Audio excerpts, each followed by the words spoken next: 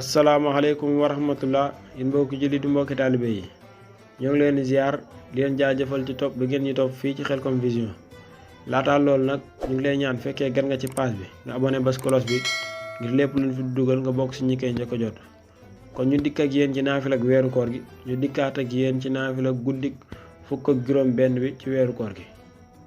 kon naafila gi nii la tëddee ñaar rakkaa la kon benn sëlmal lay doon bu ci nekk nga jàng faatiha benn yoon izaa zulzilati fukki yoon.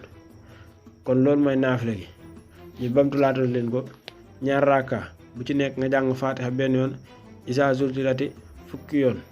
kon loolu mooy naafila tey gi jërë ngeen jëf bu subaa jàmm ci beneen naafila ñu ngi leen ñaanal kooru jàmm.